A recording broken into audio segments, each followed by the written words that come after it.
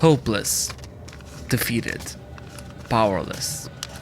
A trio of words that you never want to stumble upon in life, let alone in the midst of a race. And yet, sometimes they're inevitable. I don't know what's worse, knowing that you could have done something about it, or knowing that even in hindsight, there is nothing that I could have done about it. This is the Dinaric Rally, a 6-day rally ride competition that took us through the high mountains of Croatia and Bosnia. A true test of man and machine, with long distances, rough terrain, and extreme temperatures. And so naturally, I was excited. Me, a group of friends, and soon to become friends, taking part in this together, all by ourselves with no service team to back us up.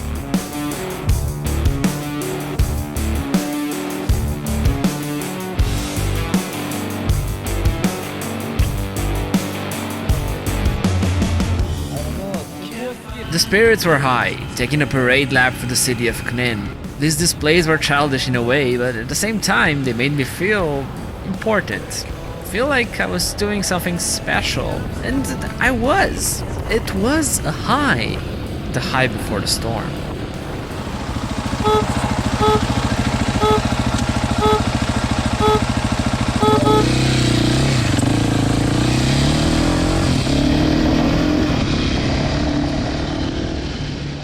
I started slow. It was my second time ever navigating on a road book, and I only had about 500 kilometers done on my 701 at this point. It was a learning curve for sure, but I gently managed to get back in the groove, to give it some beans, as some may say.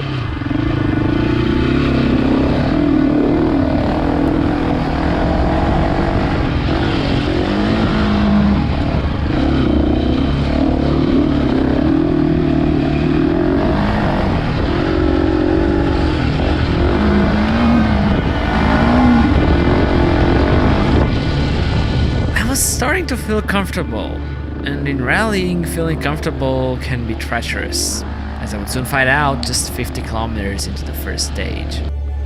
Okay, so look at this guy. Had to stop for, I don't know, half hour, an hour, something like that. It's a guy who crashed right in front of me. He overtook me, and then 2 corners later he crashed. And he broke his collarbone. It was pretty bad. So I stood with him until like the bike medic came up, and then the like the main recovery guys came, took him to an ambulance, stuff like that. Second day, and I was feeling good. I made no navigational mistakes. I tackled the rocky, technical terrain without much issue. I played around with other riders, constantly overtaking each other. I ran from the side by side like a bat out of hell.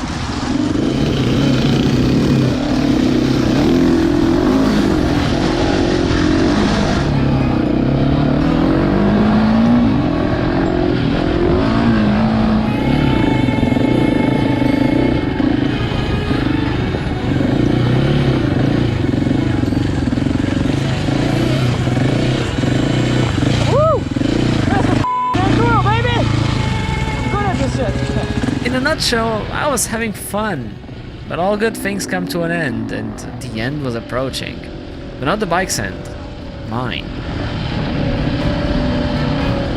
The temperature was rising, and rising fast. I think there were above 40 Celsius at some point. I felt like the wind was burning my skin, and I started to heat soak.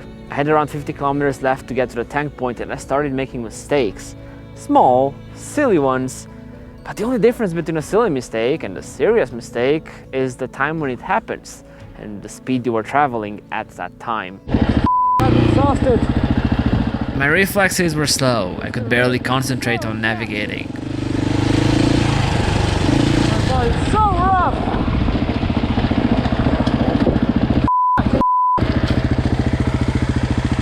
Whew, okay. Let's calm down.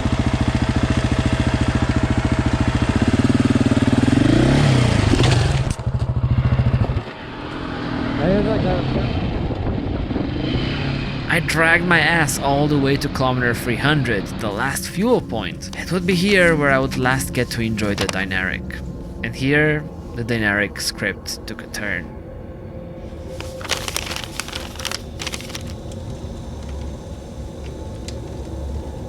So the bike sounds funny, and especially when I open up the gas even a little bit, start to make this clinking metallic noise.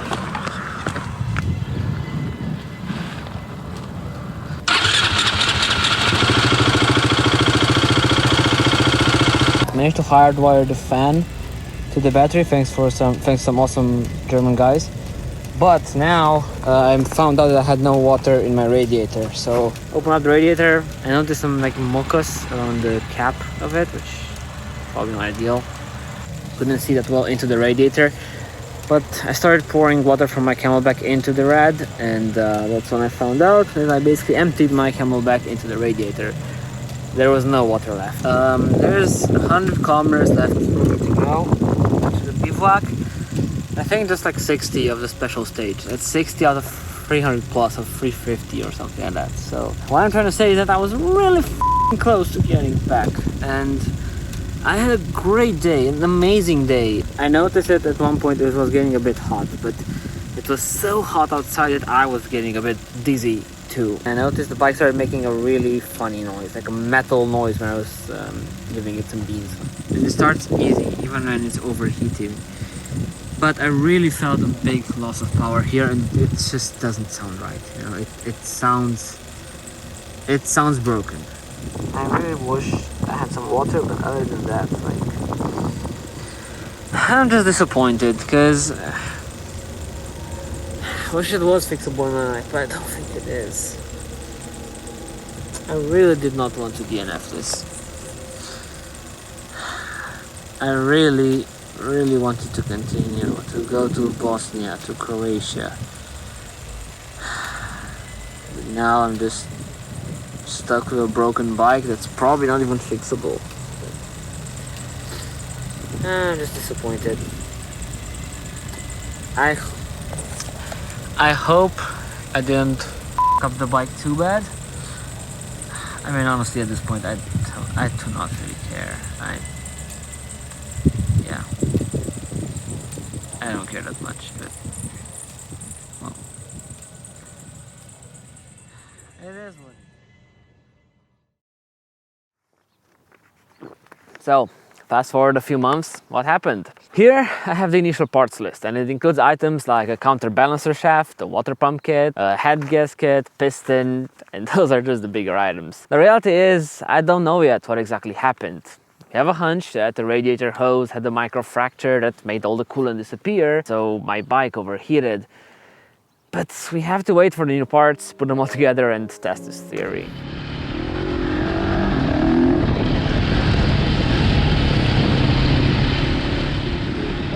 I could end the video here, end it on a sad, frustrated note. And frustrated I was. But this was not the feeling I left with after the Dinaric Rally.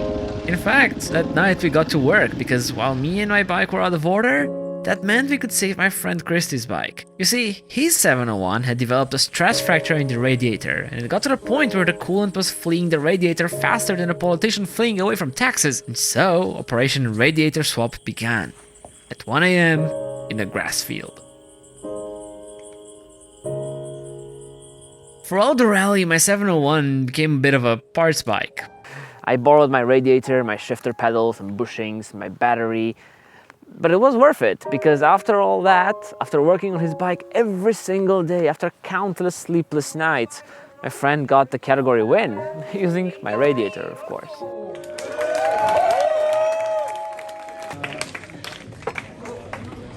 You see, I may not have finished the race, but damn, that was a cool experience. And it was made cool by all the people involved.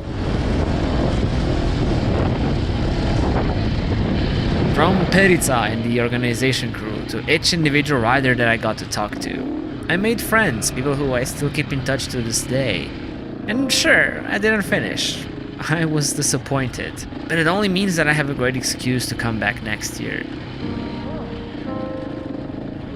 There is one question still hanging in the air. What about the Husky? Did I change my mind?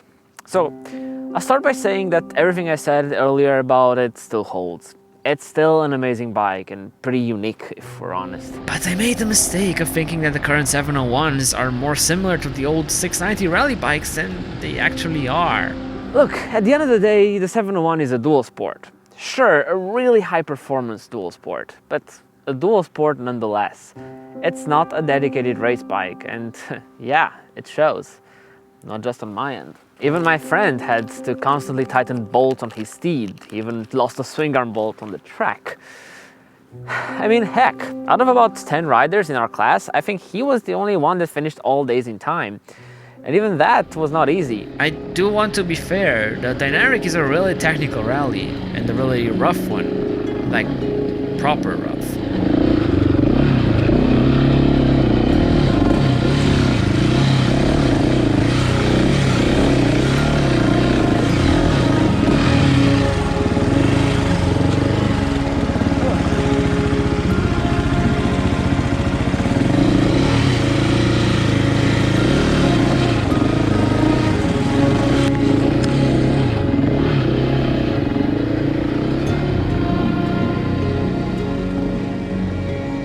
I'm not surprised that these bikes almost vibrate their bits off, but I'm not impressed either. So for the 701, it's not a race bike. It's still an amazing motorcycle, just maybe not exactly the right one for what I actually end up using it for. And that's okay. As far as rallying goes, I found a big, tight community of people. People who all love the same sport at its core. Okay, good.